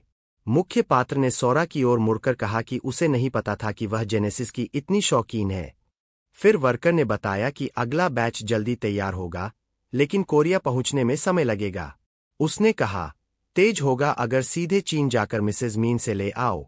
सोरा को ज्यादा समझ नहीं आया, बस शक हो रहा था। शिन्युक ने कहा कि वह सच में एक्टिंग नहीं कर रहा। फिर वर्कर ने पूछा, पेमेंट कैसे करेगा? एमसी ने पूछा, कार्ड चलेगा? वर्कर हंसकर बोला, कार्ड? हम मजाक समझ रहे हैं क्या? और कहा कि किस्तों में भी नहीं मिलता। इससे पहले कि वह बात पूरी करता, एमसी ने उसके मुंह पर मुक्का मारकर दांत तोड़ दिया और कहा, मैंने कहा था 3 महीने। सोरा हैरान रह गई। शिन्युक ने सोचा कि अगर जरूरत पड़ी तो ऐसे वार से सामने वाले की याददाश्त भी मिट सकती है। उसने वर्कर के सिर पर हाथ रखकर सोचा, ठीक है, ये अब सब्जी की तरह पड़ा रहेगा। फिर उसने सोरा से पूछा, तो अब भी मानती हो कि मैंने सब सेटअप किया? वह बोली, ये सब तुझे कैसे पता? उसने कहा कि चीन में काम करते वक्त जाना था कि अंतुष ऐसे माल बनाता है। उसने ये सब उपन्यास के 3रे वॉल्यूम में पढ़ा था। उसे लगा यहां अकेला आदमी है, लेकिन गवाह आने से पहले निकलना बेहतर होगा। पुलिस में रिपोर्ट नहीं करेगा, बस सोरा को यकीन दिलाना था। वैसे भी संगठन बस नया डीलर रख देगा। सोरा ने माना कि ये सब सच है और कहा कि वह संगठन को उसके जाने की खबर दे देगी, लेकिन वापसी का रास्ता नहीं होगा। उसने धन्यवाद दिया। सोरा ने कहा कि वह उसके साथ नहीं जाएगी। वह लंबे समय से संगठन में है, मिशन है, और छोड़ना आसान नहीं है। एमसी को याद आया कि अगर सोरा अभी बाहर निकली तो भविष्य बदल जाएगा, इसलिए उसे संगठन में रहना होगा। उसने पूछा कि क्या उसके मिशनों में कुछ ऐसा है जिससे जेल हो सके। सोरा ने कहा कि नहीं, वह बस छात्रों की भर्ती कर रही है। एमसी ने कहा, तो अब तुम डबल एजेंट बनोगी। सोरा चौंक गई। उसने समझाया कि वह संगठन के खिलाफ सबूत जुटाएगी ताकि आगे बच सके। सोरा ने मुस्कुराकर कहा कि उसे वह सच में पसंद है। एमसी ने टाल दिया और कहा कि वो अकेले सियोल लौट जाए। उसने पूछा, क्या मुझे छोड़ रहा है? एमसी ने कहा, मुझे कहीं और जाना है। इसके बाद एमसी चियायांग पहुंचा। देर हो गई थी। शिक्षक ने कहा कि अब लेट आने की सजा के तौर पर ट्रेनिंग होगी। एमसी ने माफी के तौर पर चाइनाटाउन से बांस की शराब दी। यूरंग ने कहा कि आज छुट्टी थी, लेकिन एमसी आज मेहनत कर रहा है। एमसी ने तलवार घुमाते हुए सोचा कि सोरा को मदद करने के लिए उसे और मजबूत होना होगा, वरना मीन जैसे बड़े लोगों से लड़ना मुश्किल होगा। शिक्षक ने कहा कि दुनिया में सबसे ताकतवर वही है और उससे सीखते रहो तो डर की जरूरत नहीं। फिर उसने नूडल्स और चिप्स लाने को कहा। एमसी ने सोचा, ये पेटू सच में सबसे ताकतवर है। फिर नूडल्स की खुशबू से तंग आकर एमसी ने कहा, बस करो। शिक्षक ने हंसते हुए कहा कि वो तो अकेला है, बोर होकर खाता है। एमसी ने शिकायत की कि उसे लगता है ट्रेनिंग पर ध्यान नहीं दिया जा रहा। शिक्षक ने कहा, मार्शल आर्ट्स में जल्दबाजी नहीं। एमसी ने कहा कि अब रेमन महंगा हो गया है, शायद ब्लैक सॉस वाले नूडल्स भी न मिले। शिक्षक ने कहा, ठीक है, मैं तुझ पर पूरा ध्यान दूंगा। एमसी ने कहा, तो फिर सख्त ट्रेनिंग होगी, मैं तैयार हूं। अगले दिन सोरा ने मैसेज किया कि उसने संगठन छोड़ दिया है। एमसी खुश था। तभी यूएनओ और उनसू आई और कहा कि स्कूल प्रसारण के लिए इंटरव्यू है। एमसी को याद आया कि सुबह वाइस प्रिंसिपल ने बताया था, लेकिन सोरा का मैसेज देखकर भूल गया था। लड़कियों ने उसे सवालों की लिस्ट दी और कहा कि स्टूडेंट काउंसिल प्रेसिडेंट भी सवाल पूछेगी, लेकिन वह थोड़ी अजीब है। एमसी ने कहा कि बस पर्सनल लाइफ पर सवाल न हो। उसने सोचा कि उसके टाइम में स्टूडेंट काउंसिल प्रेसिडेंट किसी मिथक जैसी होती थी। वो उससे मिलने का इंतजार नहीं कर पा रहा था। इसी बीच किम सियोन ने हाथ में तलवार पकड़े कहा, स्वॉर्ड्समैनशिप इंस्ट्रक्टर शिनह्यूक, सुना है वो बहुत ताकतवर है। दिलचस्प है, वो कैसे है? अधिकतर हंटर स्कूल के स्टूडेंट हॉस्टल में रहते हैं। वे ज्यादातर समय स्कूल में ही बिताते हैं, लेकिन छुट्टियों में बच्चे घर चले जाते हैं। माता पिता स्वाभाविक रूप से बच्चों की स्कूल लाइफ में दिलचस्पी रखते हैं। सुरक्षा के कारण वीकेंड पर स्टूडेंट्स को हॉस्टल से बाहर जाने की अनुमति नहीं होती। कई लोगों को लगता है कि हंटर स्कूल छात्रों की आजादी को बहुत सीमित कर देता है। इसलिए मैनेजमेंट ने इसका हल निकालने के लिए वीडियो होस्टिंग साइट पर एक चैनल खोल दिया। हालांकि ये बदलाव तुरंत लागू नहीं किया गया, बल्कि उनके स्कूल को टेस्ट के तौर पर चुना गया। मुख्य किरदार ने दरवाजा खोला, आह भरी और सोचा, नॉवल में इस चैनल का कोई जिक्र नहीं था, शायद ये सीन अपने आप गायब हो जाएगा। लेकिन हुआ उल्टा, उसे चैनल के लिए इंटरव्यू देना पड़ा। जब वह कमरे में गया तो लीड टेक्निकल स्पेशलिस्ट मिनीवी ने देखा कि वह जल्दी आ गया है। उसने उसका अभिवादन किया और कहा, आशा है हम अच्छा साथ काम करेंगे। वो हंसी और बाल संवारते हुए बोली, मैं तो बस एडिटिंग कर रही थी। वो हंसा और बोला, ये मेरा पहला इंटरव्यू है, थोड़ा नर्वस हूं। और हाँ, मुझे नहीं पता था कि तुम एडिटिंग भी करती हो। कूल है। जी ने ताली बजाई और कहा, क्या बात है। डायरेक्टर ने बस कह दिया कि वो कर दे, क्योंकि वो टेक्निकल जानती है। फिर बोली, वैसे इसके पैसे नहीं मिलते, तो जल्दी खत्म करके घर चली जाएगी। अगर वीडियो के ज्यादा व्यू जाए तो बोनस मिल सकता है। उसे समझ आया कि नॉवल में इस चैनल का जिक्र क्यों नहीं था। इसके बाद कैमरा सेट किया गया और सब तैयार हो गए। स्टूडेंट काउंसिल प्रेसिडेंट समय पर पहुंची। वो आत्मविश्वास से भरी, लगभग 170 सेंटीमीटर लंबी थी। उसकी पर्सनालिटी देखकर कोई भी तुरंत पहचान ले कि वह प्रेसिडेंट है। शिनह्यूक ने सोचा, अजीब है, नॉवल में इस कैरेक्टर का कोई जिक्र नहीं था। प्रेसिडेंट ने उससे हाथ मिलाया और कहा, इंटरव्यू के लिए उत्सुक हूं, उम्मीद है हम अच्छा निभाएंगे। वो भी मुस्कुराया और बोला, मुझे भी। इंटरव्यू आराम से शुरू हुआ। वो उसकी तारीफ करती रही। माहौल हल्का हो गया। जब इंटरव्यू खत्म होने लगा तो प्रेसिडेंट ने अचानक कहा, क्या आप मेरे साथ एक ड्यूल करेंगे? बाकी सब चौंक गए, लेकिन शिनह्यूक ने हामी भर दी। स्टूडेंट ने ट्रेनिंग के लिए लाए 2 लोहे की तलवारें निकाली।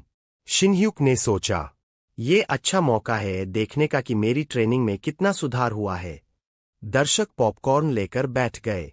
सियोन ने बाल बांधे और तैयार हो गई। लड़ाई शुरू हुई। वो तेज थी, लेकिन शिनह्यूक को उसकी चालें साफ दिख रही थीं। उसने कहा, तुम अपनी बॉडी बहुत आगे झुका रही हो और हाथ पांव में बहुत जोर लगा रही हो, जिससे जल्दी थक जाओगी। उसने तुरंत उसकी सलाह मान ली और मूवमेंट बदल दी। शिनह्यूक ने कहा, अब मेरी बारी है अटैक करने की। लेकिन तभी उसने पूछा, क्या मैं मना इस्तेमाल कर सकती हूं? उसने इजाजत दे दी। मना के साथ उसकी ताकत और स्पीड बढ़ गई, लेकिन फिर भी शिनह्यूक उसकी चाल पहचान रहा था। आखिर में वो थक गई और गिर पड़ी। शिनह्यूक ने कहा, तुम्हारी तलवारबाजी सिंपल है, मना के साथ साथ स्किल्स भी सुधारो। ड्यूल का वीडियो अपलोड हुआ और वायरल हो गया। स्टूडेंट्स ने उससे ऑटोग्राफ मांगने शुरू कर दिए। हालांकि उसे वीडियो के लिए पैसे नहीं मिले। कुछ समय बाद वाइस प्रिंसिपल ने उसे अपने लैब में बुलाया। वहां एक पूरा बैग फैन लेटर से भरा था, दूसरे स्कूलों और बड़े गिल्ड्स के हंटर से भी। वाइस प्रिंसिपल ने कहा, ये वीडियो किसी भी एड से ज्यादा असरदार साबित हुआ है। शिनह्यूक ने सोचा, ये पागलपन है, इतनी बड़ी सैलरी इंक्रीज। डिप्टी ने कहा, सारे 923 लेटर्स का कंटेंट लगभग एक जैसा है। सब लोग उससे फाइट करना चाहते हैं। प्रोटागोनिस्ट ने लेटर देखते हुए पूछा, उससे कोई गलती हो गई क्या? जवाब मिला, नहीं, उसने कुछ गलत नहीं किया, बस सब लोग उसकी तारीफ छीनना चाहते हैं। शायद इसीलिए क्योंकि उसने हंटर स्कूल में पढ़ाई नहीं की। वो सोचने लगा, सबको ये बात पता कैसे चली? मानडोंग ने कहा, शायद कुछ टीचर्स उसे पसंद नहीं करते और उन्हीं में से किसी ने ये खबर फैलाई है। लेकिन दिक्कत ये है कि नेगेटिव कमेंट्स हद से ज्यादा बढ़ गए हैं। कुछ लोग तो स्टूडेंट काउंसिल प्रेसिडेंट की भी रेपुटेशन पर सवाल उठा रहे हैं। अब जन और उसके राइवल्स के करियर भी खतरे में है। उन पर रिग्ड ड्यूल्स का शक है। एमसी को याद आया कि वो पहले थर्ड रेट राइटर रह चुका है और इंसल्ट का दर्द उसे पता है। ये दुनिया भी हेटर से भरी है, उसने सोचा। एक टीचर के तौर पर उसे ये सब रोकना होगा। अगर इंटरव्यू प्लान के हिसाब से हो जाता तो ये नहीं होता। वाइस प्रिंसिपल ने कहा कि उन्हें वीडियो होस्टिंग चैनल बंद करना पड़ेगा। अफसोस हुआ, क्योंकि ये चैनल पेरेंट्स के लिए शुरू किया था ताकि वे बच्चों की स्कूल लाइफ देख सकें, लेकिन अब कुछ पेरेंट्स को नुकसान हुआ है। एमसी ने लेटर पकड़ते हुए कहा, अब समय आ गया है सारी शंका दूर करने का। मानडोंग ने पूछा, कैसे करोगे? उसने कहा, सिंपल है वाइस प्रिंसिपल, जितने भी हेटर्स हैं उन्हीं में से कुछ ने ड्यूल की रिक्वेस्ट भेजी होगी। मैं सिर्फ सबसे पॉपुलर और हाई रैंक हंटर्स को चुनूंगा। वाइस प्रिंसिपल ने पूछा, ए रैंक हंटर्स भी है भेजने वालों में जीतने का कॉन्फिडेंस है? एमसी ने कहा, हाँ, मैं सिर्फ ए रैंक रिप्रेजेंटेटिव्स चुनूंगा।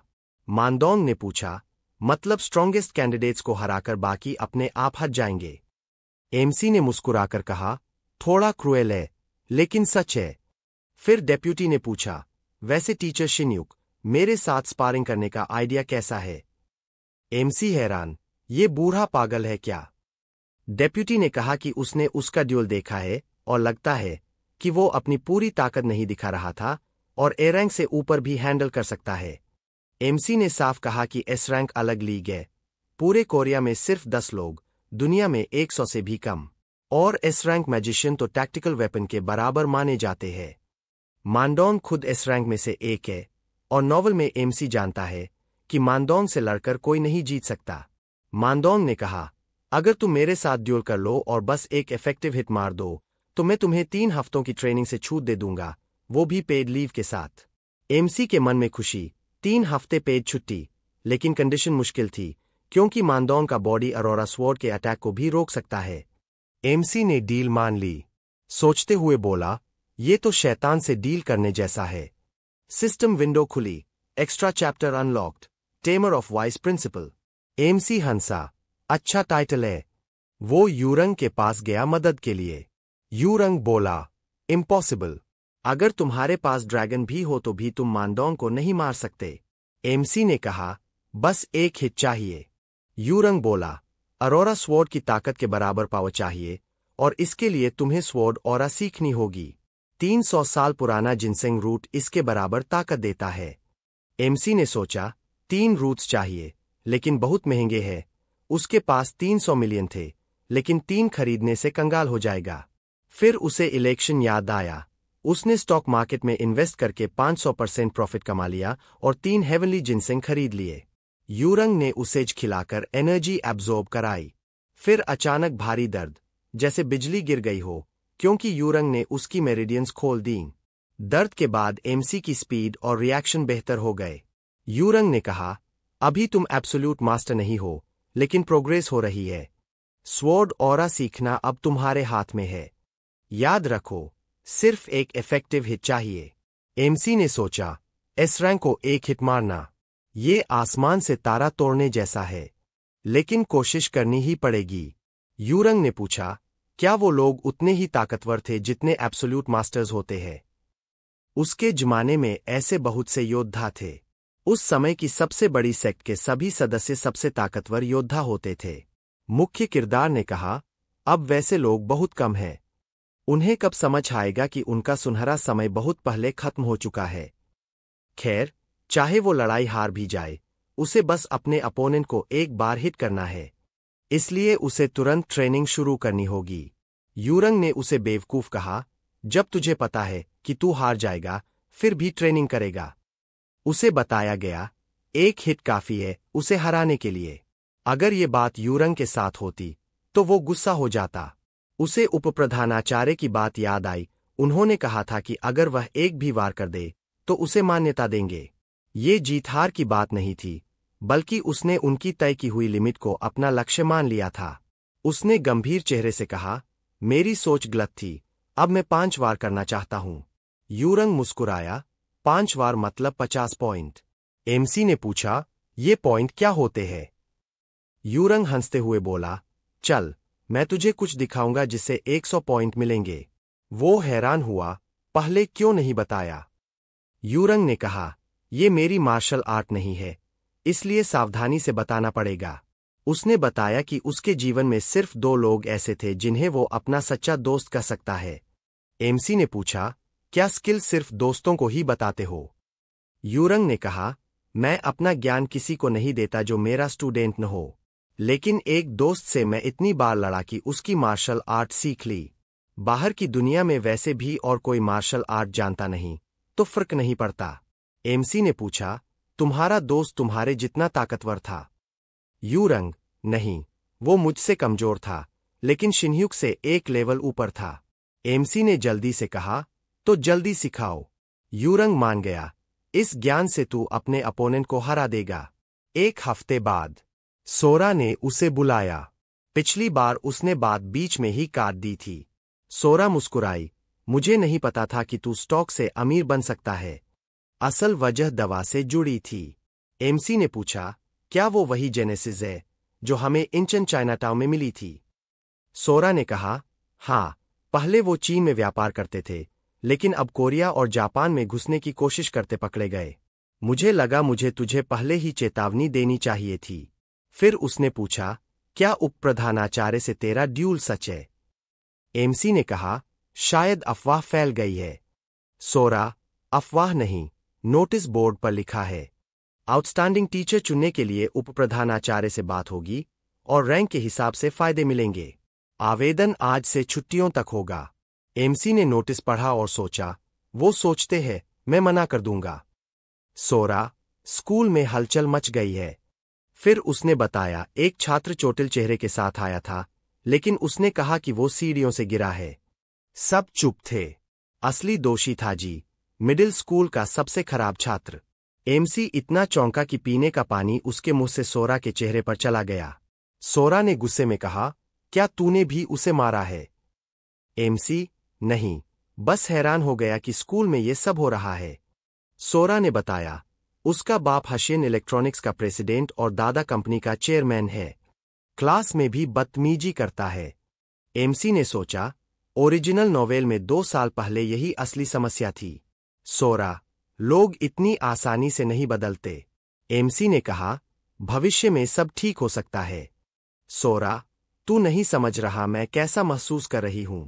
वो छुट्टियों की बात करने लगे। सोरा ने कहा, शिक्षकों की एडवांस ट्रेनिंग सिर्फ हंटर स्कूल के ग्रेजुएट्स के लिए होती है। एमसी, अगर मैं आउटस्टैंडिंग टीचर बन गया तो फ्रीडम मिल जाएगी। सोरा, तो इसीलिए ड्यूल के लिए हाँ की? पागल है क्या? मंडोंग टॉप 10 हंटर्स में से है, तू उसे हिट भी नहीं कर पाएगा। एमसी, तू बहुत क्रूर है। मैं अपनी छुट्टियों के लिए जान दांव पर लगा रहा। समय बहुत तेजी से बीत गया। मुर्गे बांग दे या न दे, सुबह तो वैसे भी आ ही जाती है। पता ही नहीं चला और सेमेस्टर खत्म होने से पहले वाला दिन आ गया। माहौल बिजली की तरह गूंज रहा था। एरिना में उत्साह, चीखें, हंसी और नर्वस बातें दीवारों से टकराकर लौट रही थीं। सब लोग इसी पल का इंतजार कर रहे थे। यहां तक कि जुड़वां बहनें भी आ गई थीं। उनकी आंखों में उम्मीद की चमक थी। सब लोग लड़ाई देखना चाहते थे। और उसी भीड़ के बीच स्टैंड्स के किनारे बैठी हुई सियोरा गहरी नजर से देख रही थी, तैयार थी शिनह्यूक के लिए चीयर करने। लेकिन भीड़ में फैल रही फुसफुसाहटों को रोकना नामुमकिन था। उसने बस एक बार इंस्ट्रक्टर जंग को हरा दिया और अब खुद को अजय समझता है।